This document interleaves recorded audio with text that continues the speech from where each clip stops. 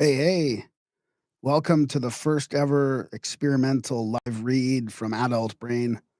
I'm Graham, one of the narrators at adultbrain.com or .ca actually. So this one's going to be a couple chapters of Ragnarok, the Age of Fire and Gravel, which was written by Ignatius Donnelly in 1883. So part 1, the drift, chapter 1, the characteristics of the drift, 2, the origin of the drift not known, and 3, the action of the waves. So it shouldn't be too long. But since we wanted to record video, there's some pictures in here on this old PDF. I thought, well, let's try it live. Not that we really care if anybody watches, but we might as well do it. We have the capability, and we can now have a video of this. We can sort of experiment by reading the chapters through little segments as we pick away at this book, which we've wanted to do for a while. It's one of the books that Randall Carlson's talking about. His other one was Atlantis, the Antediluvian World, which we have up on I think it's in here already on our YouTube channel, and also at Audible and Spotify, and on our podcast. Basically, anywhere where you want to find audiobooks, you can find his massive tome on Atlantis. So yeah, I guess let's just jump right into it. You're gonna see the raw editing. This is like raw and rough. I'm gonna have to edit it as we go along. I don't think I was gonna try and find a way to like click something for a sine wave and come back and edit it later, but that's just gonna be annoying, I think. So we're gonna just see how it goes. I may make lots of mistakes as we go along. I'm gonna try not to snort and cough as my habit is. So let's try this here. I'm gonna share the screen, the entire screen of this, and we will jump into it. This is like how the sausage is made, basically. I mean, I'm putting them both onto one screen here. Usually I have like big separate screens, but I'm gonna try to get used to doing it on one screen here like this. So wish me luck. Oh, and here comes the cat off my lap. All right, so let me just get ready to start here.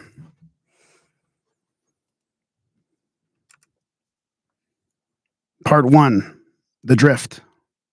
Chapter 1, the characteristics of the drift.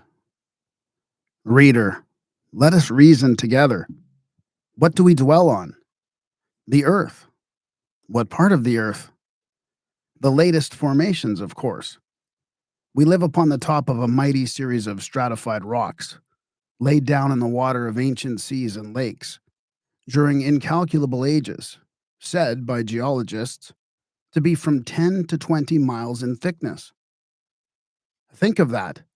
Rock piled over rock, from the primeval granite upward to a height 4 times greater than our highest mountains, and every rock stratified like the leaves of a book, and every leaf containing the records of an intensely interesting history, illustrated with engravings in the shape of fossils of all forms of life, from the primordial cell up to the bones of man and his implements.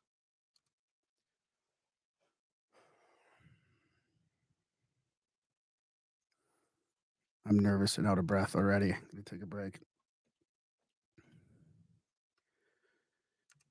But it is not with the pages of this sublime volume we have to deal in this book. It is with a vastly different but equally wonderful formation. Upon the top of the last of this series of stratified rocks, we find the drift. What is it? Go out with me where yonder men are digging a well. Let us observe the material they are casting out. First, they penetrate through a few inches or a foot of two.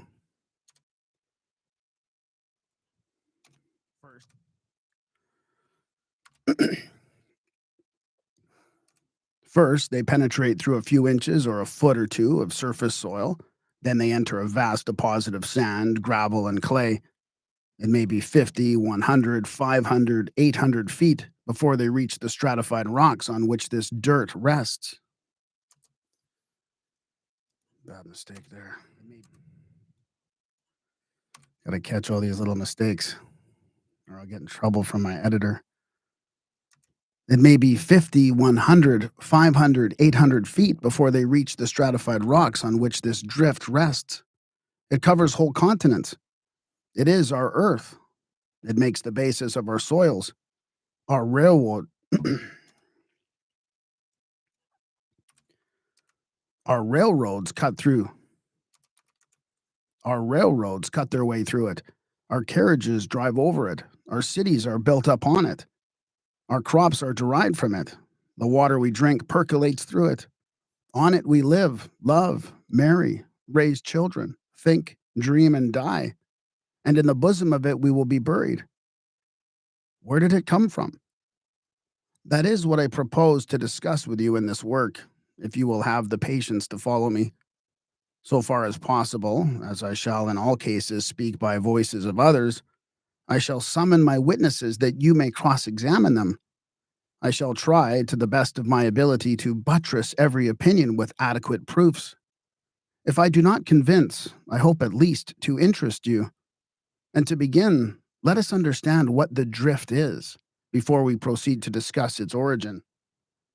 In the first place, it is mainly unstratified. Its lower formation is altogether so. There may be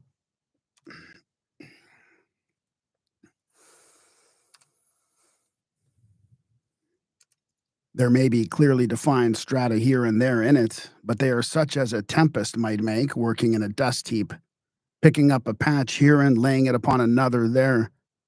But there are no continuous layers reaching over any large extent of country. Sometimes the material has been subsequently worked over by rivers and been distributed over limited areas in strata, as in and around the beds of streams. But in the lower, older, and first laid down portion of the drift, called in Scotland the till, and in other countries the hard pan, there is a total absence of stratification. James Geeky says, in describing the till, I remarked that the irregular manner in which the stones were scattered through that deposit imparted to it a confused and tumultuous appearance. The clay does not arrange itself in layers or beds, but is distinctly unstratified. The material consisted of earth, gravel, and stones, and also in some places broken trunks or branches of trees.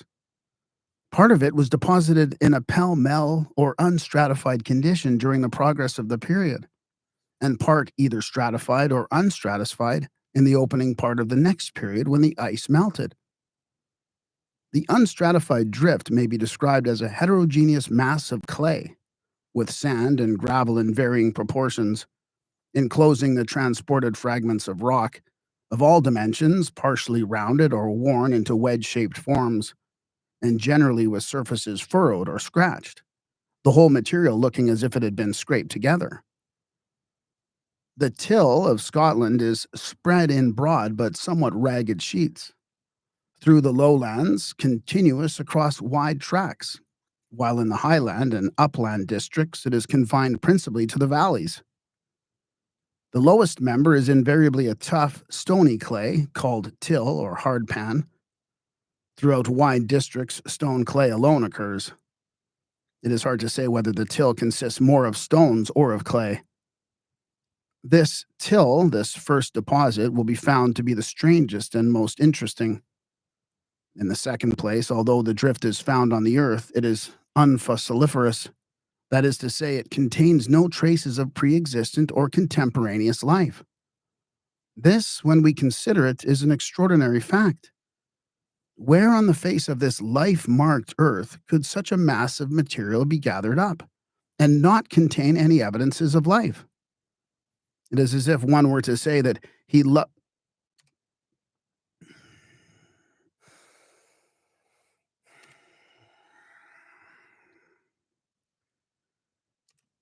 It is as if one were to say that he had collected the detritus of a great city, and that it showed no marks of man's life or works.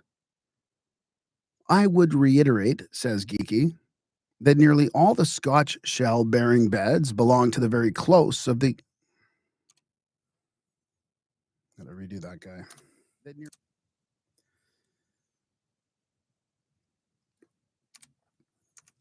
That nearly all of the Scotch shell-bearing beds belong to the very close of the glacial period. Only in one or two places have shells ever been obtained with certainty from a bed in the true till of Scotland.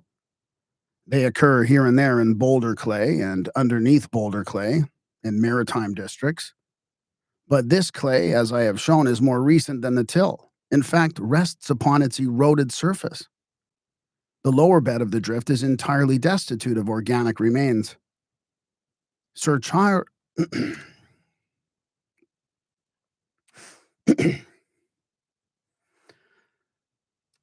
Sir Charles Lyell tells us that even the stratified drift is usually devoid of fossils. Whatever may be the cause, the fact is certain that over large areas in Scotland, Ireland, and Wales, I might add throughout the northern hemisphere on both sides of the Atlantic, the stratified drift of the glacial period is very commonly devoid of fossils.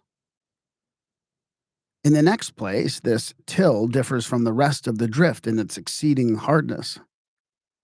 This till is so tough that engineers would much rather excavate the most obdurate rocks than attempt to remove it from their path. Hard rocks are more or less easily available.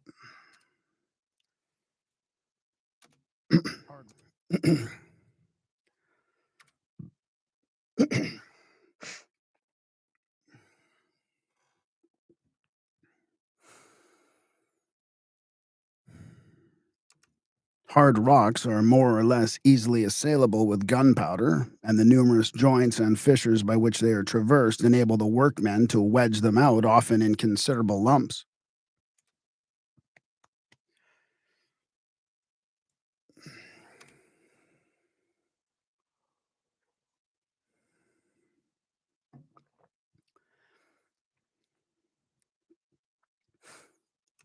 But till has neither crack nor joint. It will not blast, and to pick it to pieces is a very slow and laborious process.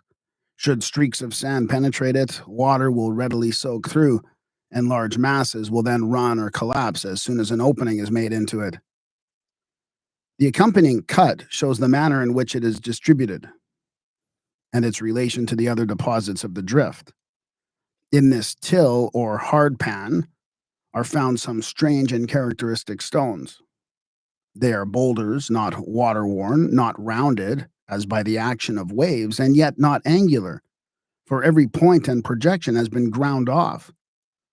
They are not very large, and they differ in this and other respects from the boulders found in other portions of the drift. These stones in the till are always striated, that is, cut by deep lines or grooves, usually running lengthwise or parallel to their longest diameter. The cut on the following page represents one of them. Above this clay is a deposit resembling it and yet differing from it, called the boulder clay. This is not so tough or hard. The boulders in it are larger and more angular. Sometimes they are of immense size. One at Bradford, Massachusetts, is estimated to weigh 4,500,000 pounds. Many on Cape Cod are 20 feet in diameter. One at Whittingham, Vermont, is 43 feet long by 30 feet high, or 40,000 cubic feet in bulk. In some cases, no rocks of the same material are found within 200 miles.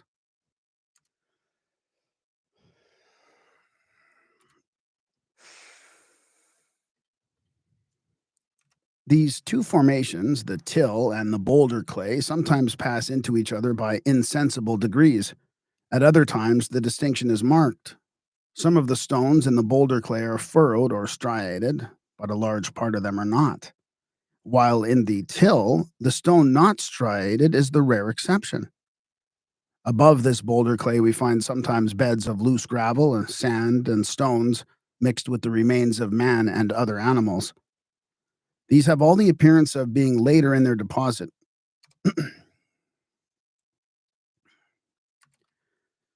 These have all the appearance of being later in their deposition and of having been worked over by the action of water and ice. This, then, is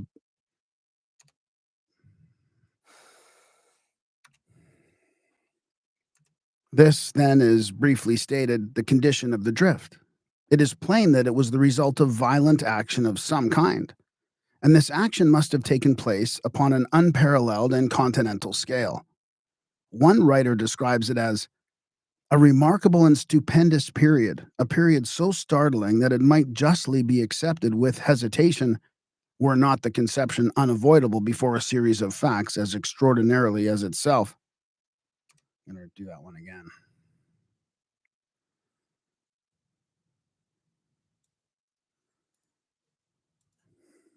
A remarkable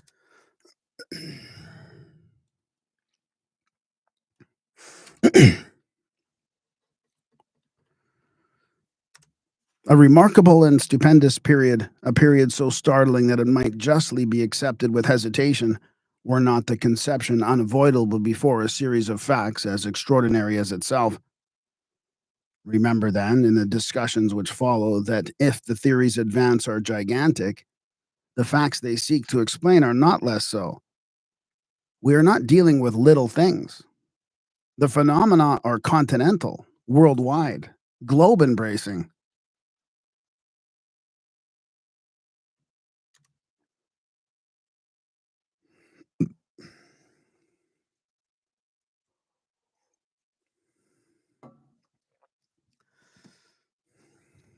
Okay, chapter 2 coming up.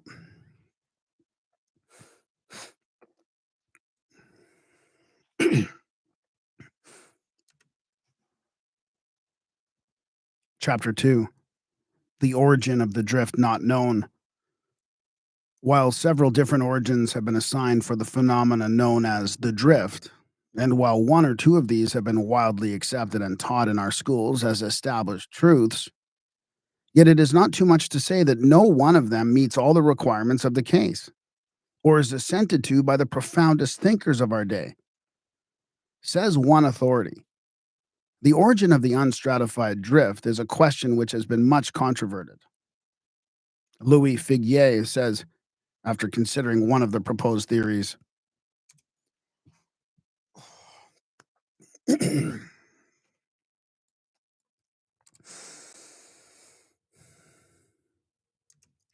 no such hypothesis is sufficient to explain either the cataclysms or the glacial phenomena, and we need not hesitate to confess our ignorance of this strange, this mysterious episode in the history of our globe. Nevertheless, we repeat, no explanation presents itself which can be considered conclusive, and in science we should never be afraid to say, I do not know. Geeky says, many geologists cannot be persuaded.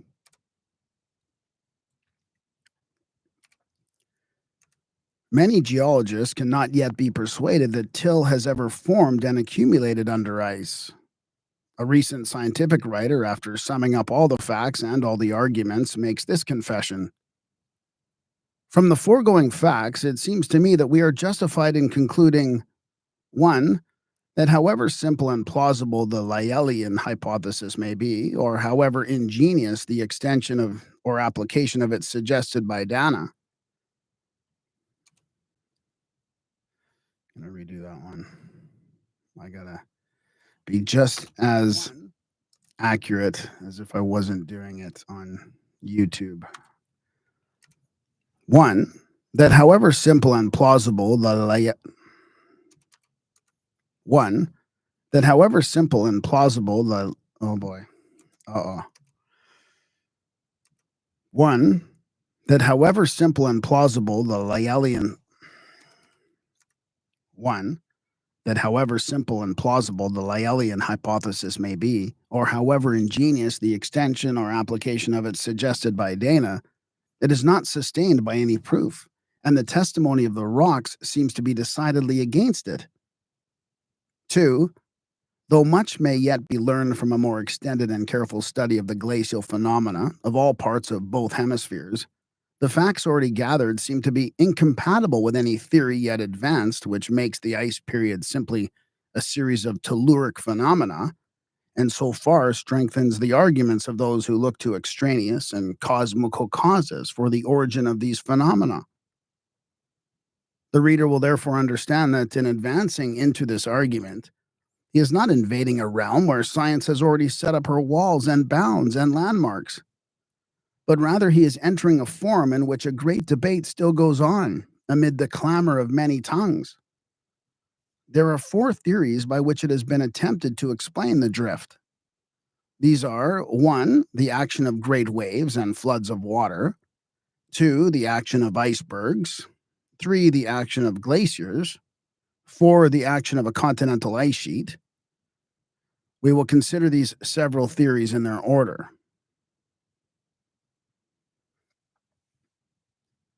Chapter 3. The action of waves.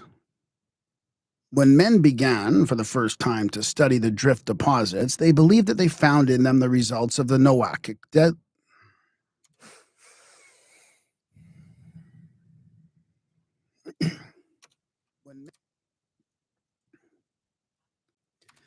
Noachic deluge. I've said that word many times. When men began for the first time to study the drift deposits, they believed that they found in them the results of the Noachic deluge, and hence the drift was called the diluvium, and the period of time in which it was laid down was entitled the diluvial age. It was supposed that somehow and somewhere in the far north, a series of gigantic waves was mysteriously propagated. These waves were supposed to have precipitated themselves upon the land and then swept madly over mountain and valley alike, carrying along with them a mighty burden of rocks and stones and rubbish. Such deluges were called waves of translation. There were many difficulties about this theory. In the first place, there was no cause assigned for these waves, which must have been great enough to have swept over the tops of high mountains, for the evidences of the drift age are found 3,000 feet above the Baltic, 4,000 feet in the Grampians of Scotland. I'm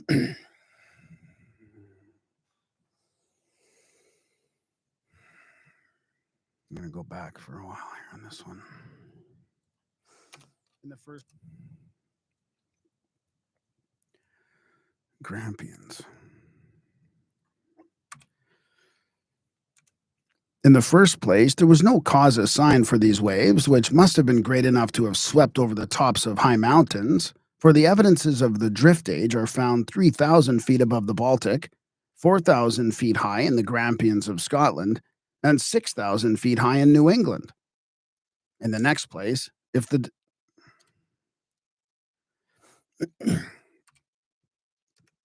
In the next place, if this deposit had been swept up from or by the sea, it would contain marks of its origin.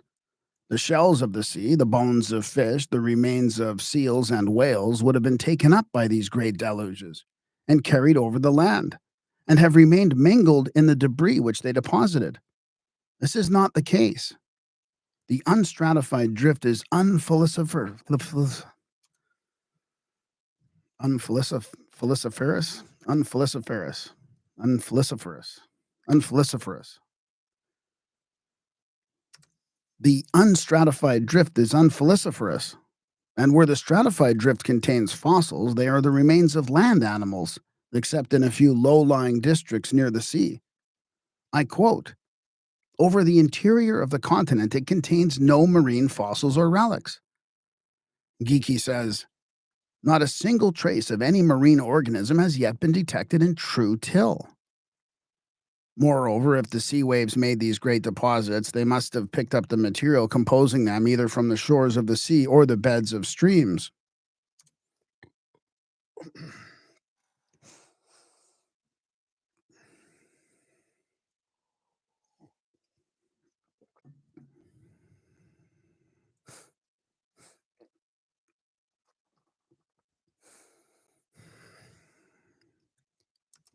And when we consider the vastness of the drift deposits extending as they do over continents, with a depth of hundreds of feet, it would puzzle us to say where were the sea beaches or rivers on the globe that could produce such inconceivable quantities of gravel, sand, and clay. The production of gravel is limited to a small marge of the ocean.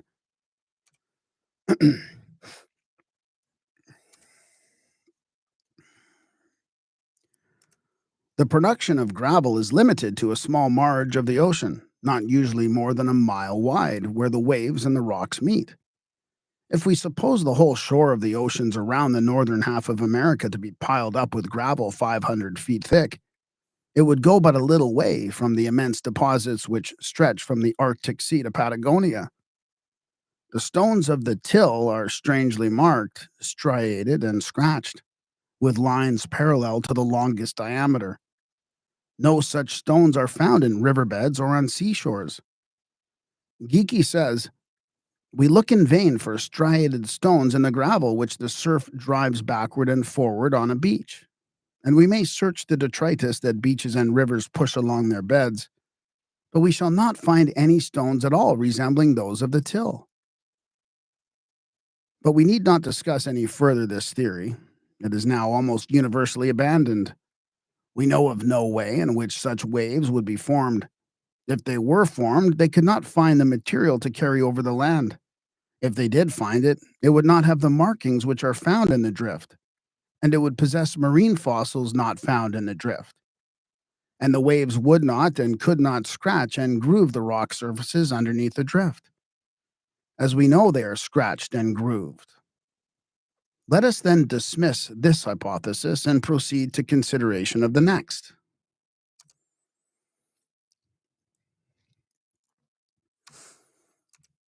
Let us then dismiss this hypothesis and proceed to the consideration of the next.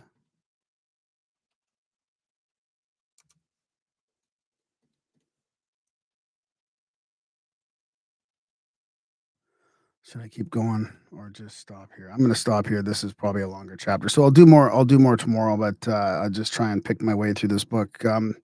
Hope you enjoyed this little experiment, and now we have a video record of some of this book. Thank you very much for watching or listening.